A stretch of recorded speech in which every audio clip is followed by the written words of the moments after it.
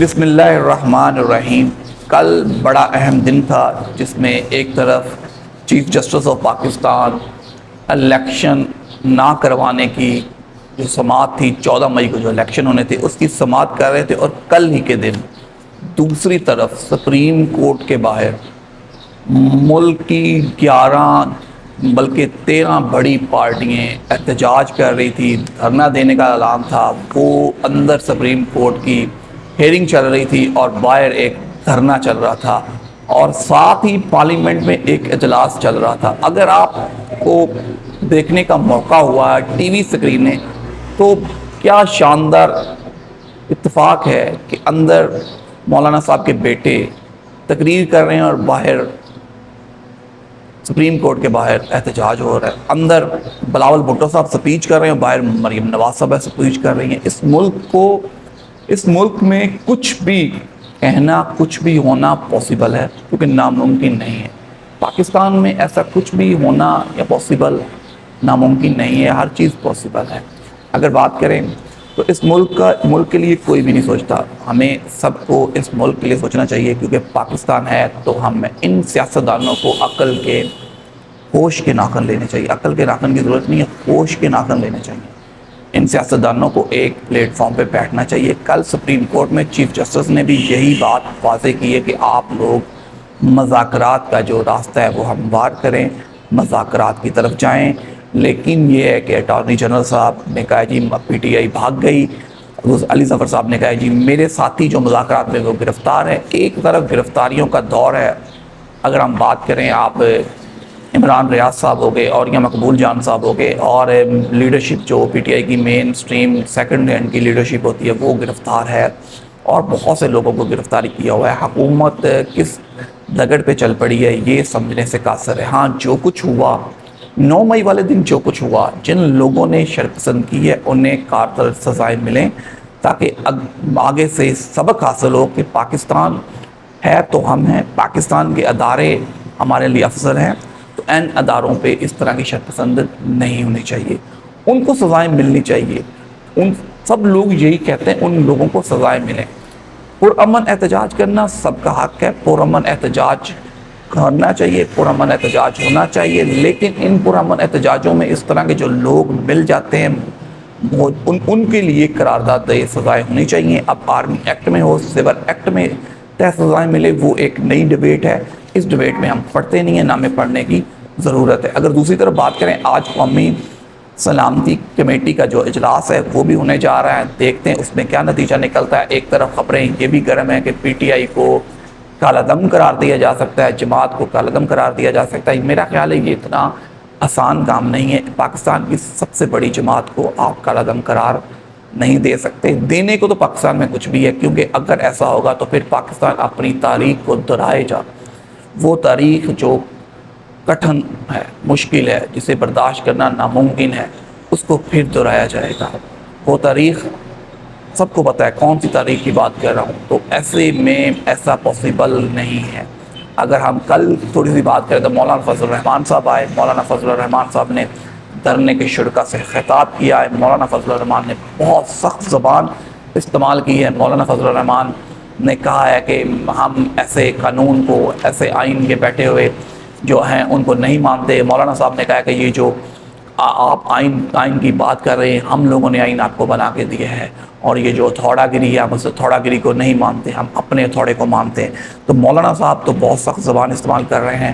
مولانا صاحب کے لیے، مولانا صاحب کو کیا مسئلہ ہے یہ تو آپ لوگ ہی بہتر بتا سکتے ہیں کہ مولانا صاحب ایسا کیا ہے کہ جو مولانا صاحب کرنا چاہتے ہیں اور وہ نہیں ہو پا رہا۔ دوسری طرف اگر مریم نواز صاحبہ کی بات کریں تو مریم نواز صاحبہ نے بھی کل اسی طرح کی زبان استعمال کی ہے۔ مریم نواز صاحبہ نے عمران خان صاحب کو فتنہ کہا ہے، عمران صاحب کو ملک دشمن کہا ہے، عمران خان صاحب کو ٹی ٹی پی سے ملایا ہے۔ تو میرا خیال ہے سیاسی جماعتوں کو اس طرح کی باتیں زیب نہیں دیتی۔ سیاسی جماعتوں کو آ کے مذاکرات کے ٹیبل دیتے ہیں، مذاکرات ہونے چاہیے۔ اس ملک کے لیے بہتر ہے کہ آپ مذاکرات کریں، مذاکرات کی راہ ہموار ہونی چاہیے، لیکن مجھے لگتا نہیں ہے کہ مذاکرات ہوں گے۔ جس طرح کی دونوں پارٹی کی سچویشن ہے، ایک پارٹی کے ساتھ عوام ہے، لیکن ایسا ہے کہ تمام حکومتی نمائندے اور دوسرے لوگ وہ ماننے کے لیے تیار نہیں ہیں۔ وہ چاہتے کہ اگر عوام ان کے ساتھ ہے تو ہم نہیں مانتے. کل مریم نواز صاحبہ نے اور مولانا فضل الرحمان صاحب نے اور پیپلز پارٹی نے جتنا بھی ان کی پہنچ تھی انہوں نے ایک پاور شو کرنے کی کوشش کی. اچھا پاور شو کیا ہے. یہ سارا مولانا صاحب کو کریڈٹ جاتا ہے. مدرسے کے چھوٹے چھوٹے بچے ہیں, ان کی فوٹیجز ہیں, کس جگہ سے وہ آئے ہیں, کس طرح بچوں کو لایا گیا ہے.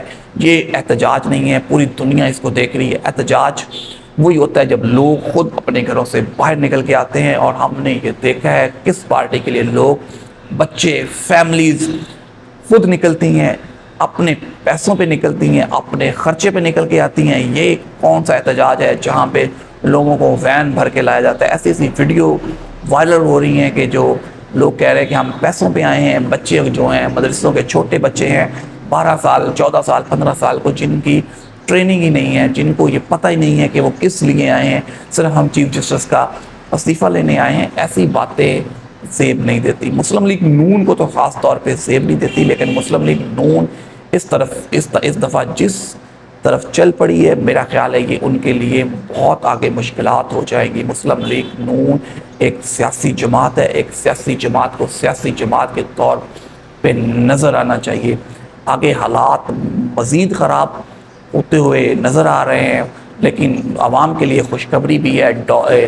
ڈالر کے پیٹرول کی قیمتیں کم ہوئی ہیں, ڈیزل کی قیمت 30 روپے کم ہوئی ہے, پیٹرول کی قیمت 12 روپے کم کی گئی ہے, مٹی کے تیل کی قیمت بھی کم گئی ہے. تو عوام کو کچھ ریلیف دینے کی کوشش کی گئی ہے.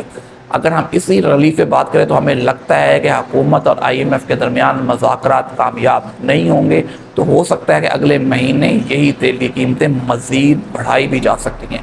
تو یہ ایک وقتی طور پہ ریلیف دینے کی کوشش کی گئی ہے. سارے سینیریو میں حکومت نے ایک اچھی کوشش کی ہے, عوام کو تھوڑا سا ریلیف دیا جا سکے. تو دیکھتے ہیں بہتر پوزیشن کیا نکلتی ہے. ابھی تک کے لیے کپتان کے لیے مشکلات کم نہیں ہوئی. عمران خان صاحب کو آج لاہور عدالت میں ان کا فیصلہ بھی محفوظ ہوا ہے. 9 مئی سے بعد جو مقدمات بنے اس کے لیے انہوں نے ضمانت کی درخواست دائر کی ہے. کل عمران خان صاحب لاہور ہائی کورٹ میں پیش ہوئے, ان کے ساتھ بشرا بی بی تھی, ان کی ضمانت منظور ہوئی ہے. تو خان صاحب کو بہت سے مقدمات میں تو ریلیف ملا ہے, لیکن خان صاحب کو اب دیکھتے ہیں کہ آگے کتنا ریلیف ملتا ہے. کون سی اب یہ ٹیبل پہ لانے کے لیے کون لوگ ہیں جو انہیں پارٹیز کو ٹیبل پہ لے کے آئے گے, اب فیصلہ دیکھنا ہوگا. تو ابھی تک تو ہمیں یہ لگتا نہیں ہے کہ حکومت مذاکرات کی ٹیبل پہ آئے گی. حکومت چاہتی ہے, حکومت کا یہ موقف ہے کہ اس جماعت کو بند کر دیا جائے. جیسے راجہ ریاض جیسے لوگ وہ لوٹے جو ٹکٹ PTI کی ٹکٹ پہ الیکشن جیت کے آج اسمبلی میں کھڑے ہو کے کہہ رہے ہیں اس جماعت کو کالعدم قرار دینا چاہیے, اس جماعت کو بین کر دینا چاہیے. تو یہ تو حکومت بیچاری پھڑپڑا رہی ہے, حکومت کی یہ وقت ہے, حکومت پھڑپڑا رہی ہے. ایک طرف سپریم کورٹ کا پریشر ہے اور دوسری طرف حکومت سپریم کورٹ پہ پریشر ڈالنے جا رہی ہے. اگر ہم اسی پہ بات کریں تو حکومت نے کل فیصلہ بھی کیا ہے چیف جسٹس کے خلاف ریفرنس لانے کا. تو اس سے پہلے بھی ایک حکومت یہ کام کر کے دیکھ چکی ہے جو ایک جج کے خلاف ریفرنس لے کے آئی تھی, سپریم کورٹ کے جج کے خلاف, اور حکومت وقت موجودہ چیف جسٹس کے خلاف ریفرنس لانے کی کوشش کر رہی ہے. میرا خیال ہے یہ اتنا آسان نہیں ہوگا, کیونکہ یہ بڑا مشکل ہو جائے گا. حکومت کے لیے مشکلات اس سے بڑھ جائیں گی. حکومت ایک ایسا کام کرنے جا رہی ہے جس کو سنبھالنا حکومت کے لیے مشکل ہو جائے گا. چیف جسٹس سب سے سپریم ہے اور آپ انہی سپریم کے خلاف ایک ریفرنس دائر کر رہے ہیں کہ وہ قانونی طور پہ عمل درآمد نہیں کر رہے, وہ اپنی انا کے فیصلے کر رہے ہیں. تو میرا خیال ہے حکومت مشکل ترین دور میں جا رہی ہے اور پاکستان کو مشکل ترین دور کا سامنا ہے. اس پاکستان کو مشکل ترین دور میں سے نکالنے کے لیے ہم سب کو کوشش کرنی ہوگی اور ان سیاستدانوں کو ایک پلیٹ فارم پہ بیٹھنا ہوگا تاکہ ایک پلیٹ فارم پہ بیٹھے ایک واضح لائحہ عمل نکلے. اگلے 15-20 سال کا واضح پلان ہو جس پہ سب پارٹیاں متفق ہوں اور پھر الیکشن بھی ہوں. تو اب دیکھتے ہیں سپریم کورٹ آگے کیا کرتی ہے. سپریم کورٹ نے سماعت ملتوی کی ہے 1 ہفتے کے لیے, کیونکہ سب چیف جسٹس نے کہا اس کے علاوہ ایک بہت اہم کیس ہے, ہم اس کی سماعت کریں گے, آپ کو 1 ہفتے کا مزید ٹائم دیتے ہیں. آگے دیکھتے ہیں کیا ہوتا ہے. فی الحال کے لیے آج کے لیے اتنا ہی, مجھے دیجیے اجازت. اپنا بہت سا خیال رکھیے گا. اللہ حافظ.